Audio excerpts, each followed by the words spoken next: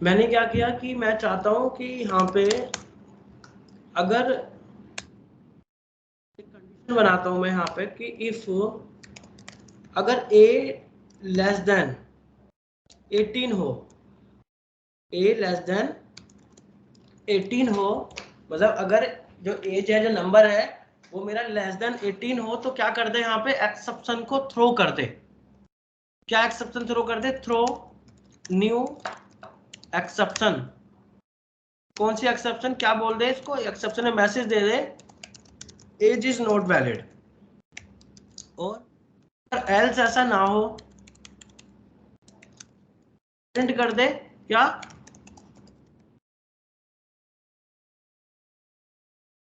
Eligible.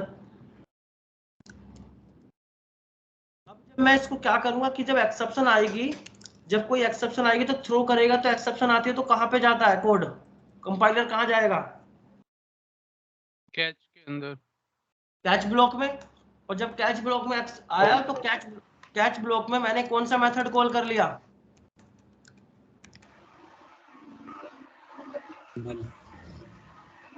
मैं कौन सा मेथड कॉल कर लिया? Main method. अब मैंने इसको कोड कुछ ऐसा किया है, कोड को मैंने कुछ इस तरीके से कस्टमाइज किया है कि अगर कोई एक्सेप्शन, अगर कोई नंबर मेरा जब तक वैलिड नहीं होता है, जब तक एज वैलिड नहीं होता है, तब तक प्रोग्राम वापस से री एग्जीक्यूट होता रहे। प्रोग्राम जब तक टर्मिनेट ना हो, जब तक यूजर एक वैलिड नंबर ना डाल दे। जैसे मैंने डाला क्या? 12, please enter the input, 34 eligible. तो मैं इस मैसेज को तुम चाहो तो मैं प्रिंट भी कर दूंगा क्या? SYSOE, ये प्रिंट भी कर लो और फिर से देखो। अब मैंने डाला क्या? 12 age is not valid, 2 age is not valid, 13 age is not valid, 14 age is not valid, और एज डाल दी 34 एलिजिबल। ये इस तरीके से कोड कर दिया मैंने कि तुम्हें याद हो, कभी तुमने देखा होगा कि लॉगिन पेज पे अगर हमने यूजर आईडी और पासवर्ड गलत डाल दिया, लॉगिन पेज पे हमने यूजर आईडी और पासवर्ड गलत डाल दिया, तो क्या होता है कि जब आप यूजर नेम और पासवर्ड, एक मैसेज पॉपअप आएगा, your age is, your user ID and password is wrong, invalid. Invalid, ऐसे कुछ करके मैसेज आएगा। तो वापस से प्रोग्राम क्या हो जाता है? वापस से एप्लीकेशन रीलोड हो जाती है ओके करते ही, और फिर से तुम नई यूजर आईडी पासवर्ड डाल सकते हो। तो मैंने यहाँ पे क्या किया, जब तक यूजर वैलिड एज नहीं डाल रहा है तब तक प्रोग्राम मेरा वापस से क्या होता जा रहा है? री एग्जीक्यूट होता जा रहा है। तो थ्रो कीवर्ड के थ्रू मैंने क्या काम किया कि एक्सेप्शन को थ्रो कर दिया कंडीशन के बेस पे। मैंने यही लिखा है कि throw keyword we can use customise exception, या throw keyword, by throw keyword we can throw the exception as per the condition. Condition के बेस पे हम एक्सेप्शन को थ्रो कर सकते हैं बाय यूजिंग थ्रो कीवर्ड। तो मैंने यहाँ पे एक्सेप्शन, मैंने एक यहाँ पे केस बनाया कि अगर एज मेरा ऐसा है तो ये क्या कर दे? एक्सेप्शन को थ्रो कर दे। क्लियर है? कुछ समस्या है?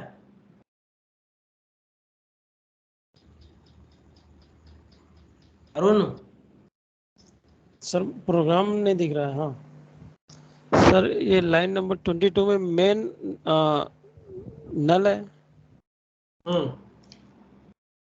आपने बोला था सर एक रेफरेंस के थ्रू हम कॉल कर सकते हैं, आप ई डॉट मेन करते तो समझ में आ जाता, अब ये नहीं समझ में आ रहा है। क्या नहीं समझ में आ रहा? सर आपने ई डॉट लाइन नंबर 22 पे अगर ई डॉट मेन करते तो समझ में आ जाता। अब ये आपने कल परसों बताया था, तो वो ई जो है एक्सेप्ट लाइन नंबर 19 जहाँ पे कैच ब्लॉक लगा है वहाँ पे ई है, तो वो रेफरेंस है ना? क्या है वो? ये रेफरेंस वेरिएबल है, रेफरेंस वेरिएबल है ना? उस लाइन नंबर 22 पे उसको हम यूज कर सकते थे ना? करा तो है। अरुण नहीं, ये भाई जो वो, हाँ बोलो बोलो। अरुण भाई उसमें एक्चुअली क्या है, हमने वो एक्सेप्शन का रेफरेंस वेरिएबल लिया है और जो मेन हमने मेथड लिया है वो हमारा स्टैटिक मेथड है, इसलिए हमें उसके लिए कोई ऑब्जेक्ट की रिक्वायरमेंट नहीं है। डायरेक्ट हमने उसमें नल पास कर दिया जिससे कि वो रिपीट होता रहे। सर मेन फंक्शन नहीं समझ में आ रहा। जो मेन है वो हमारा मेथड है और वो स्टैटिक है, इसलिए उसे कॉल करने के लिए हमने जो आर्ग्यूमेंट उसमें पास किया है वो नल वेक्टर पास कर दिया है।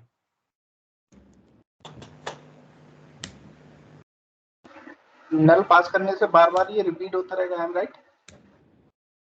कोई बात नहीं, वेट, टेंशन ना लो।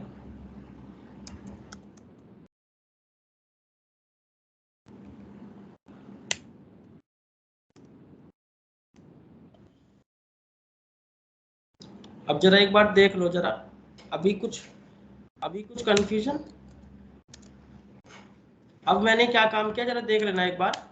तुम्हें कंफ्यूजन था कि मैं किस मेथड को कॉल कर रहा था पहले? इनको यस सर। अब मैंने किस मेथड को कॉल कर लिया? Gate data.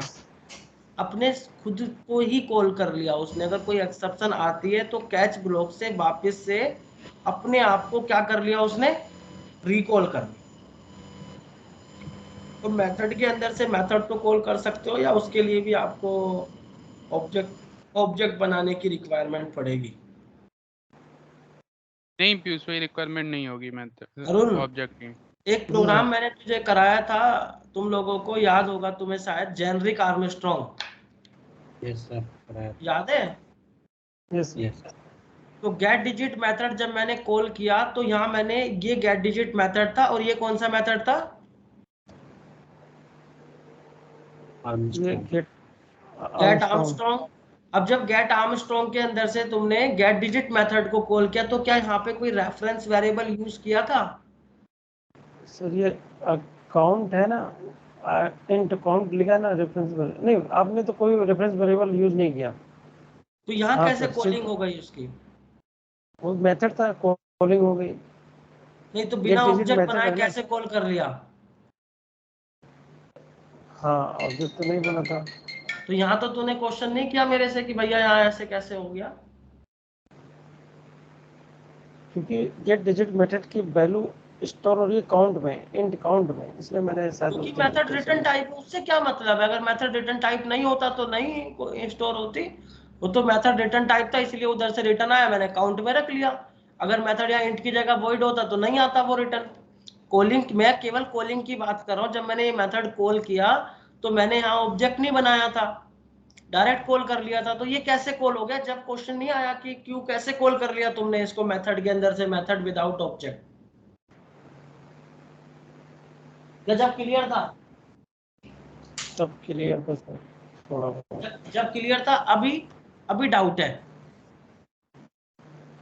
जी सर। अब क्या डाउट है कि अगर मैं, चल अब मैं वापस उस चीज पे नहीं जाता हूँ, मैं समझा देता हूँ तुझे कि किसी भी मेथड को, अगर नॉन स्टैटिक मेथड है, स्टैटिक मेथड है, तो स्टैटिक मेथड को मैंने शायद तुम्हें एक स्टैटिक का कॉन्सेप्ट पढ़ाया था।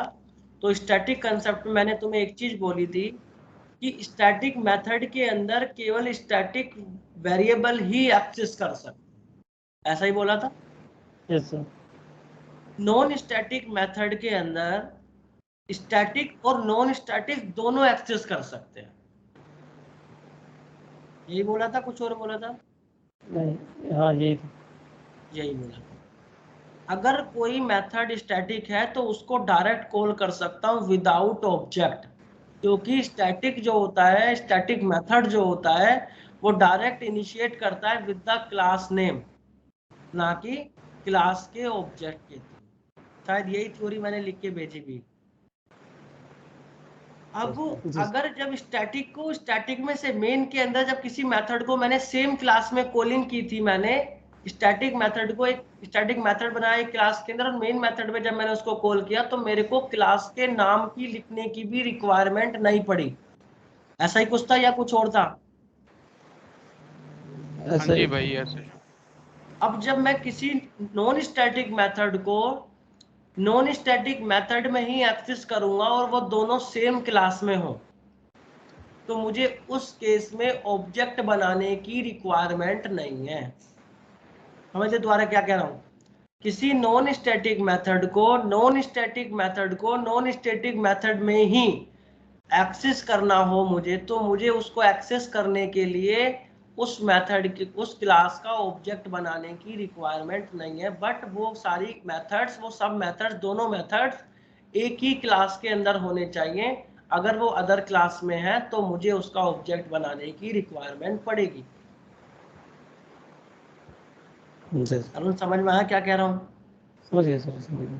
अब जब मैंने यहाँ पे गेट डेटा मेथड को कैच ब्लॉक, मतलब सेम मेथड को कंडीशन के बेस पे कि अगर एक्सेप्शन आती है तो वापस से कौन सा मेथड कॉल हो जाए, gate data main gate data call हो जाए। ये इसीलिए मैंने ऐसे करा कि गेट डेटा की, क्योंकि अभी तक, अब मैंने गेट डेटा इसलिए कॉल कर लिया क्योंकि मेरा जो मेथड है वो कैसा है, non static, non parameterise. Non parameterise. तो स्टैटिक भी अब तो जो नहीं है सर। इनपुट थे, जो इनपुट थे वो मैंने सेम क्लास, सेम मेथड में ले लिए थे, लेकिन अब से पहले जब मैं मेन मेथड कॉल कर रहा था तो वो इसलिए कॉल कर रहा था मेन मेथड में क्योंकि मेरे को मेन मेथड इसलिए कॉल करना पड़ा था। अगर मैं यहाँ से अब इस केस में मैं गेट डेटा को कॉल करता हूँ तो इसका इनपुट कहाँ से आएगा, वो इनपुट कहाँ से आ रहा है, मेन मेथड।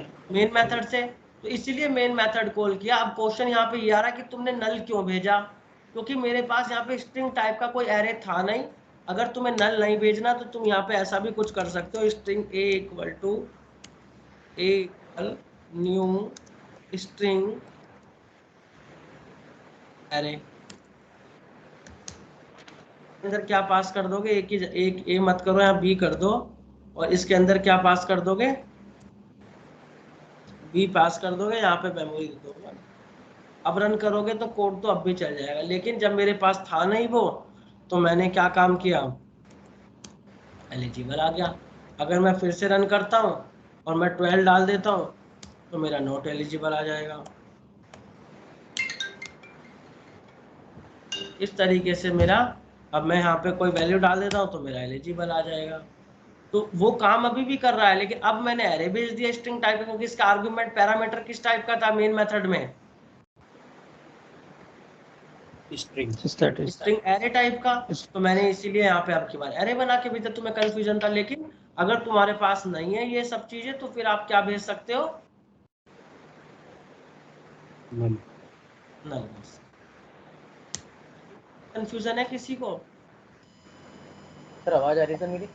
हम्म, सर मैं बोल रहा था कि आपने यहाँ पे हम जब एक्सेप्शन आ रहा है तो ये रेगुलर आने में लगा है जब तक हम वैलिड वैल्यू नहीं डाल रहे हैं। मैं जैसे हम लोग चाहते हैं कि सिर्फ 3 बार आए, जैसे हम पासवर्ड डालते हैं तो 3 बार वो करे कि भाई मैच नहीं कर रहा है, फिर वो दोबारा से टर्मिनेट हो जाए, उसके इसमें क्या करेंगे सर?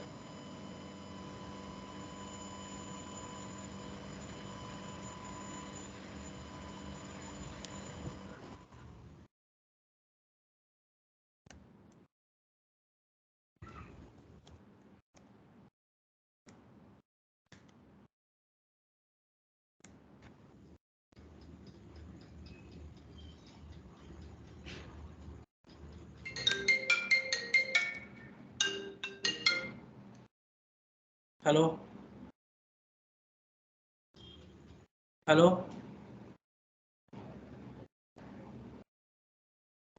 हेलो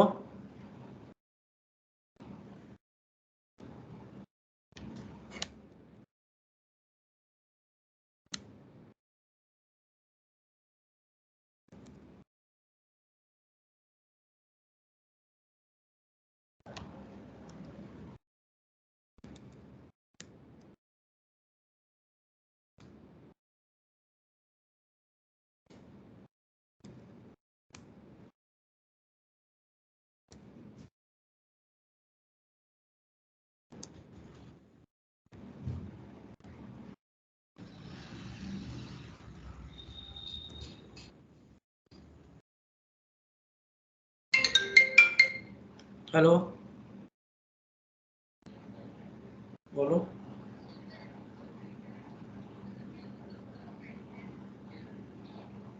रितु, मैंने भी आपको बताया था, जब होगा तो मैं आपको इन्फॉर्म कर दूंगा। अभी मैं बैच में हूँ, अभी मैं बैच में हूँ, लेकिन आप बैच में हो, आप कई बार कॉल करती है, मैं इसलिए नहीं पिक कर रहा था क्योंकि मैं बैच में हूँ। आप जब स्टार्ट होगा मैं आपको इन्फॉर्म कर दूँ, कोई अर्जेंट हुआ करे मैसेज कर दिया करो, ठीक है?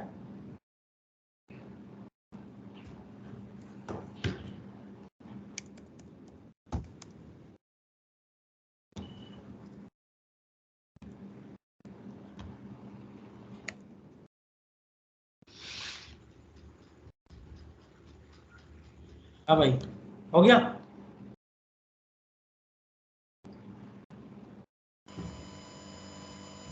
हाँ तो सर यही चाह रहा था कुछ और? हाँ यही चाह रहा था सर, इसको कंडीशन क्या लगाई सर हमने एक्स्ट्रा।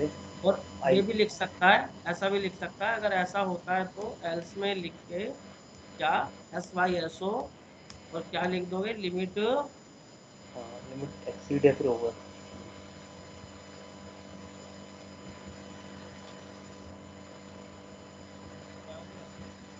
लिमिट एक्सीड, ठीक है। मैंने एक वेरिएबल रख लिया किस टाइप का, सेट टाइप का। स्टैटिक। अगर नॉन स्टैटिक रखता तो वापस रिकॉल हो रहा था, तो वापस से मेमोरी को क्या कर दे रहा था, वो फुल रीसेट कर दे रहा था मेमोरी को। सर इसलिए मैंने उसको कैसा करा, स्टैटिक कर दिया। और स्टैटिक करने के बाद फिर मैंने क्या काम किया कि उसको गेट डेटा ए मैंने यहाँ लिया, और उसको जितनी बार भी कैच ब्लॉक में जाएगा तो आई को क्या करता रहेगा, इंक्रीमेंट प्लस प्लस करता रहेगा। और मैंने बोला जब तक आई लेस देन इक्वल 2 रहता है तब तक तो मेन मेथड को कॉल करता रहे, और जहां आई ग्रेटर हो जाता है 2 से, उसके बाद कहाँ चला जाए, ठीक है सर। एल्स में। हो गया कैच ब्लॉक में कोड लिख दिया मैंने। ठीक है सर, थैंक यू। डाउट है भाई यहाँ तक? सर हाँ, कोई कुछ बोलना चाह रहा है? हेलो, हाँ भाई। मैं कह रहा था जो हमने इफ एल्स का लगाया ये कोड लास्ट में, तुमने कैच ब्लॉक में लगाया है, इसको हम ऊपर नहीं लगा सकते, ऊपर ट्राई में? आप चाह क्या रहे हो, आपको आपकी रिक्वायरमेंट क्या है? यही सेम रिक्वायरमेंट है कि आफ्टर 3 के बाद ही हमें एक्सीड कर दे लिमिट। लिमिट 3 के बाद, लेकिन आप जब एक्सेप्शन आपकी बार बार आ रही है, थ्रो कर रहा है, तो आप क्या कर रहे हो, एक्सेप्शन को यहीं से, अगर आपकी ये कंडीशन ट्रू हो रही है तो आप चाह रहे हो कि इससे आगे ही ना जाए, इफ में लगा दूं मैं ये कोड, एल्स में, ऐसा कुछ कह रहे हो?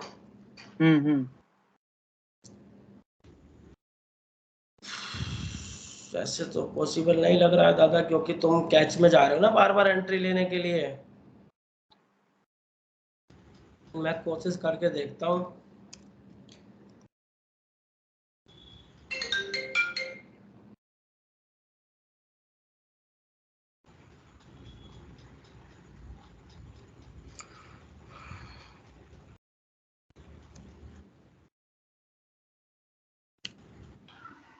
सर दिन में कितनी कॉल आती होंगी आपके पास?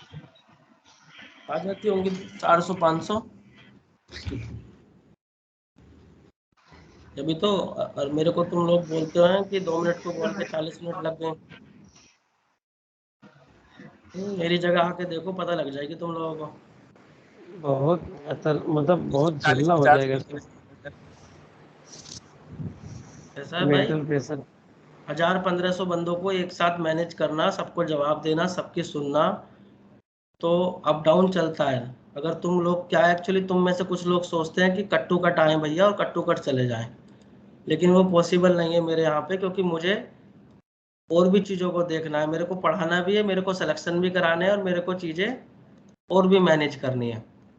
लेकिन कुछ लोगों की मेंटेलिटी है कि वो बस केवल जैसे और कोचिंग में चलता आए और लेक्चर दिया चले गए, लेकिन फिर लेक्चर देने के बाद जॉब की रिक्वायरमेंट मत करना, मैं भी कट टू कट करने लग जाऊंगा। लेकिन ऐसा पॉसिबल नहीं है ना, आप लोग यहाँ पढ़ने नहीं जॉब लेने आए हो।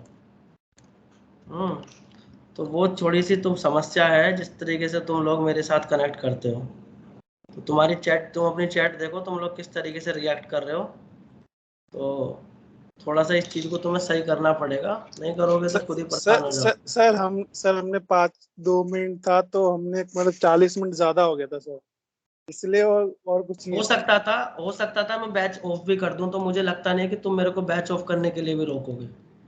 नहीं सर, हम कहाँ, क्योंकि मैं यहाँ पे, मैं सुन, मैंने तुझे एक दिन तूने मेरे को जब भी टोका था 9:40 पे निकल गया था मैं बैच छोड़ के, तो तूने मुझे जब भी टोका था अभी तो 9:40 हुए हैं, तुझे मैंने जब भी समझाया था कि मैं यहाँ पे किसी को फीस लेके मंथली नहीं पढ़ा रहा हूँ, मैं यहाँ पे कोर्स खत्म करने के लिए पढ़ा रहा हूँ। मैं कोर्स खत्म करूंगा, हो सकता है 10 दिन लेट भी हो जाए, मेरे भी कुछ काम हो सकते हैं, तुम्हारे भी काम होते हैं, तुम भी छुट्टियां मारते हो, तो मेरे को कोई ये ना बताया करे कि मैं कब आऊंगा, कब जाऊंगा, मैं कब छुट्टी करूंगा, क्योंकि मैं यहाँ पे रिजल्ट दूंगा तुम लोगों को, ये मैंने तुम सबसे बोला हुआ है। हो सकता है मेरे साथ तुम 20 लोग 25 लोग नहीं, मेरे पास 1000 लोग हैं, मुझे सबको सोचना है, सबको देखना है, लेकिन तुम लोग मेरे को इस तरीके से ट्रीट करते हो जैसे मैं जस्ट केवल तुम लोगों को 24 लोगों को ही साथ कनेक्ट करना है। तुम अपनी चैट पढ़ो, तुम चैट पे क्या किस तरीके से देखो जरा। एक लिख रहा है पीयूष भाई आज क्लास नहीं है, चलो ठीक है, उसका कोई दिक्कत नहीं है, पूछ रहा है। और एक कह रहा है 2 मिनट को 40 मिनट बना दिए, फिर एक लिख रहा है, फिर एक लिख रहा है क्या नाम है सर ने। ठीक है, तो थोड़ा अपने सर आप वो को ये सर वो मेरा ही मैसेज है, तो पहले मैंने 2 मिनट को 40 मिनट बना दिए, सर ने वो अलग से टाइप हो गया, तो सर इस वजह से आपको गलत मैसेज जा रहा है और कुछ नहीं नहीं, मेरे को कोई दिक्कत नहीं है, तू 40 मिनट क्या, तू अगर मैं नहीं अवेलेबल होऊंगा, मेरी कोई मैं कहीं फंसा हुआ होऊंगा तो हो सकता है मैं ऑफ भी डाल दूं। और तेरे बैच में स्पेशल नहीं होता है, सब बैचेज में मेरे यही हाल है, और सब लोग मेरे साथ मैनेज करते हैं ऐसे। Okay sir. तो मैंने उसी दिन भी बोला था, अगर किसी को ज्यादा इश्यूज है, अभी भी कोई दिक्कत नहीं है, अगर तुम्हें लगता है कि मेरे साथ तुम लोग नहीं एडजस्ट कर पा रहे तो मुझे 1 to 1 कॉल कर लो, हो सकता है मैं तुम्हारे लिए कुछ नया सोल्यूशन दे दूं। मेरा तुम्हारे साथ चल पाएगा, ठीक है, नहीं तो हो सकता है मैं आपका पेमेंट भी वापस कर दूंगा। मेरे को, मैं प्रेशर में लेके नहीं पढ़ा सकता, क्योंकि मैं ऑलरेडी प्रेशर में रहता हूँ, मुझे कॉल भी हैंडल करनी होती है। मैं जब मेरा टॉपिक चला था, हो सकता मैंने कई बार तुम्हारी क्लास 10:15 तक भी छोड़ी है। तो मैं अपने तरीके से चला रहा हूँ, मुझे कैसे चलना है। मेरे को लगता है कि तुम्हें मेरे को नहीं बताना चाहिए कि 2 मिनट के 30 मिनट बन गए या 2 मिनट के 40 मिनट बन गए। सर मैंने इन्फॉर्म कर दिया था कि सर आ रहे हैं। मैं सुबह को, मैं अभी यहाँ, मेरे को ग्रुप में बोलना नहीं चाहिए कि अगर मेरे को ना कुछ अर्जेंट कॉल भी होती है और मेरे को जाना होता है, मैं सुबह से सीट पे से नहीं उठ पाता हूँ। शायद कोई लोग, जो लोग मेरे पास बैठे हुए होते हैं ना, जो लोग अभी तुम्हारे बैच में 1-2 लोग हैं भी यहाँ पर, उनको पता होगा कि मेरी स्थिति क्या है। मैं अगर अपनी सीट को छोड़ना चाहूँ तो मैं वहां उठ के भी नहीं जा पाता। सर केबीसी की हॉट सीट से भी ज्यादा खतरनाक है सर सीट आपकी। ठीक है ना, तो मैं सुबह से शाम तक हर तरीके के बंदे के साथ कनेक्ट भी करता हूँ और भी चीज। तो थोड़ा सा ना पेशेंस रखो और थोड़ा बात करने का सोचो कि किस तरीके से तुम मैसेजेस कर रहे हो। सर मैं तो रेगुलर करता भी नहीं सर, मैं तो आज पहली बार। मैं भी रेस्पॉन्सिबल हूँ तुम लोगों के लिए, मैं भी चाहता हूँ तुम लोग अच्छी जगह जाओ, जब भी तुम्हारे साथ मैं भी लगा हुआ हूँ। मैं भी रेस्पॉन्सिबल हूँ, मुझे भी तुम लोगों की चिंता है। हो सकता है कि तुम्हारे लिए मैं जो लेट हूँ, क्या पता कहीं ना कहीं तुम्हारे लिए कनेक्ट कर रहा हूँ, तुम लोगों के लिए वैकेंसी जनरेट कर रहा हूँ कि तुम्हें कहाँ भेजना है। क्योंकि वो काम के लिए मैंने कोई स्पेशल बंदा हायर नहीं किया हुआ है कि वो केवल तुम्हारे लिए वैकेंसी देखना। मुझे तुम जो लोग यहाँ पे ऑफिस में होते हैं उन्हें पता भी होती है कि मैं एक एक बंदे के साथ कनेक्ट करता हूँ और एक एक बंदे की सुनता हूँ कि उसको क्या करना है, क्या नहीं करना है, तुझे कहाँ जाना है, कहाँ नहीं जाना है, कहाँ इंटरव्यू देना है, नहीं देना है, एवरीथिंग मैं सब कुछ अकेला देख रहा हूँ। तो तुम लोग मेरे को खुद, तुम लोग समझ सकते हो शायद इतना तुम्हें होगा, और तुम आपस में एक दूसरे से कनेक्टेड भी हो। ललित मेरे पास रहता है, सचिन भाई आजकल 1 वीक से मेरे पास है, और भी 1-2 लोग मेरे पास आए हुए हैं, उनको पता है मेरी स्थिति क्या रहती है और मैं किस तरीके से लोगों से कनेक्ट करता हूँ।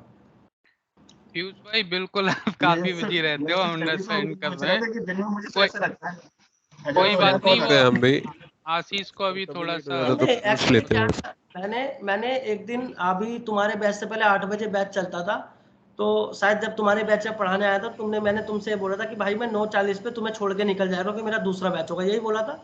यस सर बोला। तो फिर मेरा एक 8 से 9 बैच चलता था, उस बैच में मैंने क्या किया कि एक दिन मैं 8:40 पे निकल गया, तो मुझे इस आशीष ने टोका था कि भैया अभी तो 8:40 हुए हैं, अभी ये भी करा दो। ये पहला पर्सन है मेरे बैचेस में अभी तक जो मेरे को इस तरीके से मेरे टाइम को नोट करता है। सर उसके बाद मैंने कभी आपको टाइम के लिए टोका नहीं सर। तो मैं बस यही, मेरे को किसी से दिक्कत नहीं है, मेरे को बस केवल इतना है कि अभी तुम लोगों को नहीं पता है, क्योंकि तुम लोग अभी केवल ऑनलाइन देख रहे हो मेरे को। कभी तुम मेरे पास ऑफलाइन आओगे, तुम मेरी स्थिति देखोगे और तुम देखोगे कि हाँ भैया वाकई में ही बिजी रहते हैं, मुझे भी मजा नहीं आता है, तुम मेरी वजह से वेट करते हो। मैं इतना बड़ा आदमी नहीं हूँ कि तुम मेरे लिए वेट करो, मेरी मजबूरियां होती है तभी तुम लोग मेरी वजह से वेट करते हो। उसके लिए मुझे भी रिग्रेट होता है कि मैं ऑलरेडी बहुत लेट होता हूँ तुम्हारे बैचेस में कभी कभी, जो कि मैं भी नहीं चाहता हूँ कि मैं लेट आऊँ तुम्हारे, लेकिन कहीं ना कहीं मेरी स्थिति ऐसी होती है, किसी को अर्जेंट काम होता है, किसी की जॉब लगी है, उसको मुझे देखना है कि क्या हुआ है क्या नहीं हुआ, तो वो मुझे करना पड़ता है।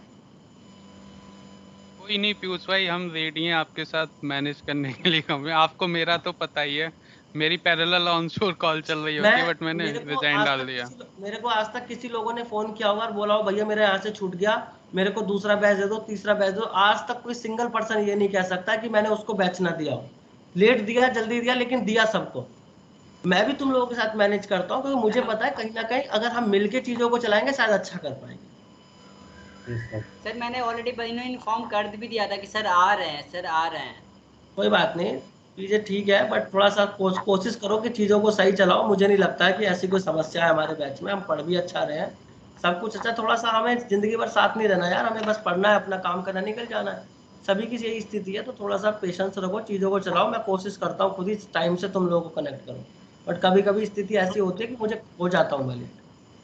हम सब आपके साथ हैं सर, बिल्कुल आपके साथ। भाई इतना मेहनत करते फिर भी आप लोग ऐसे बोलोगे तो सही नहीं है ना यार। बढ़िया शांत हो जा, तो ज्ञान न दे, शांत हो जा तू।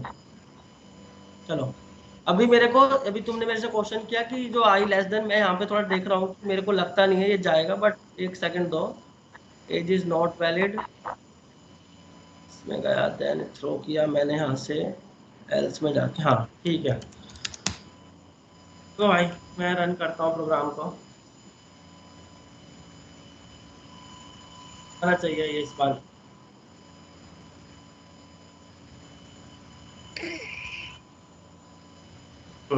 कर गया, कर रहे थे ललित भाई, देख लो जरा इस बार। ओके सर, हो गया हो गया। बस मैंने अब की बार क्या किया है कि मैंने जस्ट इफ एल्स में डाल दिया, कहाँ पे, अब की बार ट्राई में डाल दिया मैंने ये कोड, और मैंने ये कंडीशन ट्राई में बना दी कि जब तक वो आई लेस देन 2 रहे तब तक तो वो थ्रो करता रहे, और जहाँ आई प्लस आई ग्रेटर देन 3 हो जाए तो यहीं पर ही क्या बोल दे, लिमिट एक्सीड। इसमें थ्रो में जब भी जाए जब तक वो लेस देन 2 रहे, उसके बाद वो ना जाए, उसमें एल्स में चला जाए। ठीक है भाई?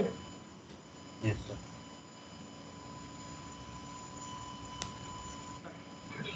अभी नेक्स्ट मुझे क्या करना है कि थ्रोज, नेक्स्ट टॉपिक है मेरा थ्रोज।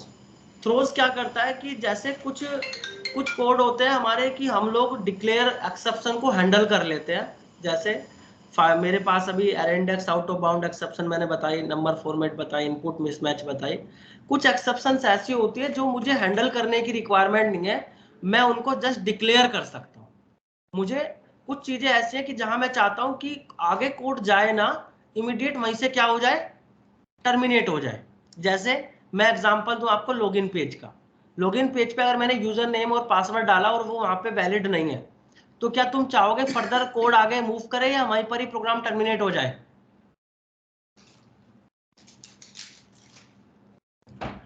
वहीं पर कोड, लॉगिन आईडी जब मेरा करेक्ट ही नहीं होगा तो मुझे आगे जाना चाहिए? नहीं सर, टर्मिनेट हो जाना चाहिए। वहीं से मुझे क्या हो जाना चाहिए, टर्मिनेट हो जाना चाहिए। तो मैं ऐसे केसेस के लिए जैसे, या फिर मैं एग्जांपल देता हूं कि अभी मैं फिलहाल के लिए कोड मैं भेज देता हूं एक बार तुम्हें, पता नहीं भेजा नहीं भेजा है, देखता हूं एक सेकंड। भेज दिया। अब इसको मैं यहाँ से हटा देता हूँ, ट्राई कैच मैंने यहाँ से हटा दिया। अब मैं यहाँ लिखता हूँ क्या, SYSO स्टार्ट, और इसके बाद SYSO एंड, स्टार्ट और एंड। लेकिन मैं चाहता हूं कि जो स्टार्ट और एंड के बीच में जितने स्टार्ट प्रिंट होने के बाद और एंड प्रिंट होने से पहले कितने सेकंड का वेट करे। फॉर एग्जांपल 5 सेकंड के लिए मेरे कोड फ्री स्लीप मोड में मूव कर जाए, 5 सेकंड स्लीप मोड में चला जाए, 5 सेकंड तक वेट करे, उसके बाद एंड प्रिंट करे। पहले स्टार्ट चले, फिर 5 सेकंड का वेट करे, और फिर क्या प्रिंट हो जाए, एंड प्रिंट हो जाए।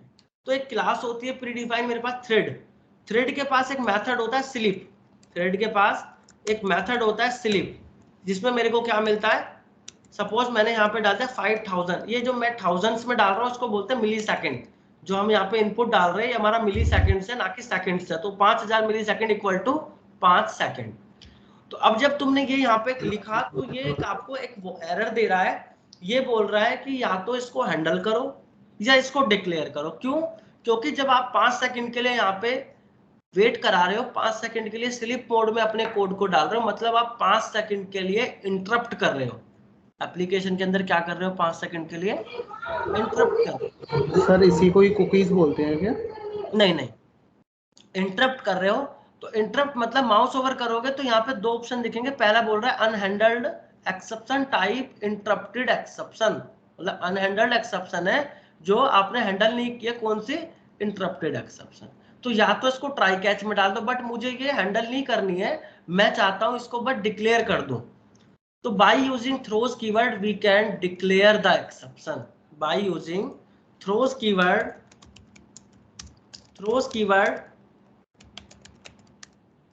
can declare the exception, declare the exceptions and by and throws keyword with throws keyword we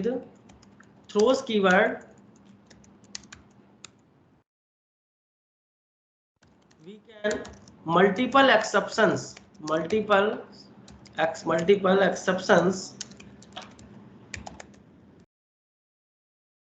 we can declare exceptions with throws keyword we can declare multiple exceptions, एक से ज्यादा exceptions हम throws keyword के through क्या कर सकते हैं, declare कर सकते हैं।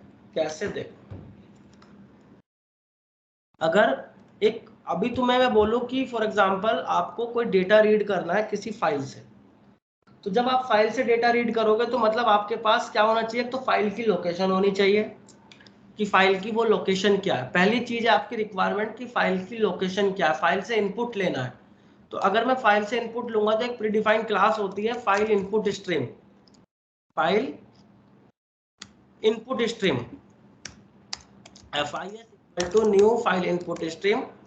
अब और यहाँ पे मैं डबल कोट्स में देखो अभी भी क्या कह रहा है, ये एरर दे रहा है, क्या बोल रहा है, कह रहा है unhandled exception type file not found exception. तो मैं इसको भी क्या कर दूंगा, डिक्लेयर कर दूंगा। तो अब थ्रोज कीवर्ड के थ्रू आप एक से ज्यादा एक्सेप्शंस को डिक्लेयर कर सकते हो। तो जब आपसे कोई पूछे इंटरव्यू में क्या कि how we can declare the exception, तो बाय यूजिंग थ्रोज कीवर्ड। अगर आपको डिक्लेयर करनी है केवल तो थ्रोज कीवर्ड, और आपको हैंडल करनी है तो ट्राई कैच। तो ट्राई कैच का काम है एक्सेप्शन को हैंडल करना और थ्रोज का काम है एक्सेप्शन को डिक्लेयर करना। किसी को कोई दिक्कत है थ्रोज में और थ्रो में? काफी मतलब पूछा जा रहा है इंटरव्यू में कि what is the difference between throw and throws keyword. तो कुछ कंफ्यूजन हो तो मेरे से पूछ लो एक बार। सर ये जो डेफिनेशन आपने लिखी थी सर हम एक्सेप्शन को हैंडल कर रहे हैं। कैसे कैसे दोबारा बोलो। थ्रो कीवर्ड से हम एक्सेप्शन को हैंडल कर सकते हैं और थ्रोज से हम सिर्फ डिक्लेयर करेंगे। ना ना ना ना सचिन भाई, थ्रो कीवर्ड के थ्रू हम एक्सेप्शन को थ्रो कर सकते हैं, हैंडल नहीं करेंगे। हैंडल ट्राई कैच से होगा, ट्राई कैच से होगा वो।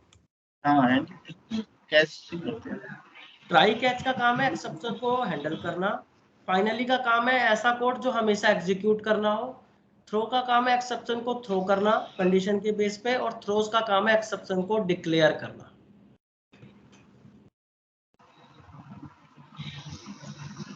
समस्या है कुछ? सर इवेंट डिक्लेरेशन भी इसी में आता है क्या सर? क्या सर इवेंट डिक्लेरेशन भी इसी में आता है?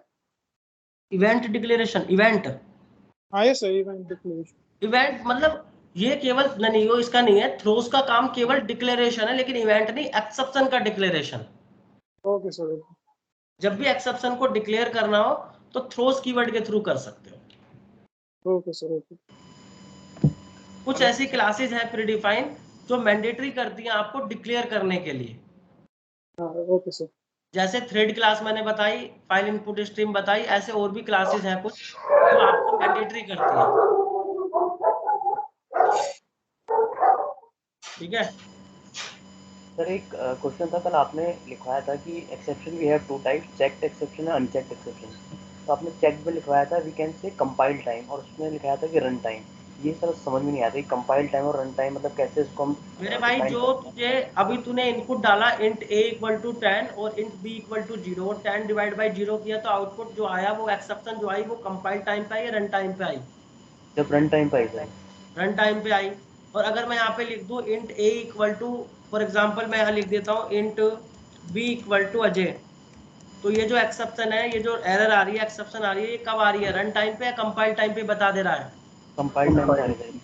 लेकिन ये तो ऑलरेडी इसको हैंडल थोड़ी ना करेंगे, हैंडल किसको करेंगे, रन टाइम एक्सेप्शन, क्योंकि कंपाइल टाइम पे तो ऑलरेडी मुझे पता है। तो इसलिए बोलते हैं कि जो एक्सेप्शन हैंडलिंग है we can handle the run time exception. उसकी डेफिनेशन ही ये है। हाँ ठीक है चलो आज सर, रोकते, ये कल प्रोग्राम का रन शायद होगा? क्या टॉप, हाँ बोलो कुछ कह रहा कोई? सर ये प्रोग्राम रन होगा कौन सा? अभी जो ओपन किया? हाँ क्यों नहीं होगा, रन होगा। देख क्या नाम से था? थ्रो मैं कह रहा एक बार थ्रो के बारे में और बता दो एक बार। Throw keyword just to declare the exception. So throw the exception as per the user defined, as per the condition. क्या कह रहा है? तो बेसिकली सर मैं एक स्क्रीन शेयर करूँ अपनी? ना, एक मिनट रुक जा। अच्छा थ्रो कीवर्ड सर स्टार्ट आ गया, इफ एल्स के साथ एक बार ओ भाई देख लो यार, स्टार्ट आ गया और 5 सेकंड बाद क्या प्रिंट हुआ? ठीक है अरुण? ठीक है सर। हाँ, अब किसको स्क्रीन शेयर करनी है? मुझे करनी है सर। हाँ करो। छोटा सा छोटी सी कोई चीज पूछ रहा हूँ सर। इसमें प्रोग्राम अगर मैं रन कर रहा हूँ, इसकी दिख रही है सर? एक मिनट रुक जाओ, बस लोड हो रही है अभी।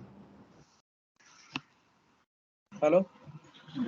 हाँ भाई, मैं पूछा था प्रोग्राम क्या बनाने, इनमें कुछ होमवर्क तो दो।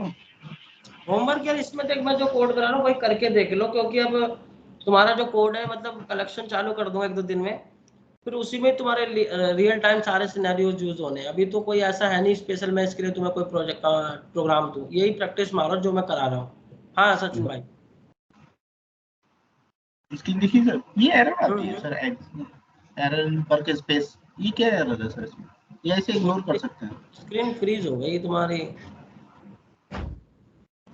सर नेट स्लो चल रहा है। मैं सर आपको एक स्क्रीनशॉट भेज दूंगा सर। ठीक है ठीक है। और सर मैं आपको कॉल 15 मिनट बाद करूं, कितनी देर में करूं? हाँ अभी मेरे को तुम कॉल कर लो, 11 बजे कर लो, ठीक है? ठीक है सर, मैं एग्जैक्ट 11 बजे करता हूँ। ठीक। सर मैं कहता है वो मैनुअल टेस्टिंग का प्लीज अगले मंडे से करवा दीजिएगा सर। मंडे से ज्वाइन कर दूंगा सबको। आज मैंने 2-3 बंदे रिमूव किए, मंडे ज्वाइन कर दूंगा। Okay sir. सर मैं ये बोल रहा था। हाँ जुबेर। सर बस ये है कि आप जो भी पढ़ा रहे हो, सिनेरियो तो स्टार्ट हो ही जाएंगे, बस ये है चीजें जो काम कर रही हैं उन्हें प्रैक्टिस में लेना है और चीजों को याद रखना है, क्या काम क्या करती है बस। थ्योरी पढ़ ले एक बार, जो है कि जो थ्योरी बहुत अच्छे से याद रखो, और प्रोग्राम एरे में जो मैंने प्रोग्राम कराए हैं, हाँ हाँ सर। उसमें से 4 से 5 प्रोग्राम है जिनको अच्छे से रट लो। हाँ हाँ सर, बताए थे आपने। बस इतना इनफ है, जो पढ़ा दे रहा हूँ इससे बाहर अगर कुछ पूछ ले तब कहना आके। Okay sir, thank you sir. Sir मैंने जो तुम्हारा एरर आ रही है सचिन भाई, वो एरर इसलिए आ रही है क्योंकि तुम्हारा एक पैकेज बना हुआ है, उस पैकेज के अंदर जो तुमने पैकेज है एक तुम्हारा कलेक्शन प्रोग्राम के नाम से, उसके अंदर एक प्रोग्राम है एरे लिस्ट डेमो, उसमें एरर आ रही है। वो एरर को रिजोल्व कर दो, ये एरर, ये पॉपअप आना बंद हो जाएगा। Okay okay sir. Okay sir, thank you sir. Sir कल का क्या होगा सर?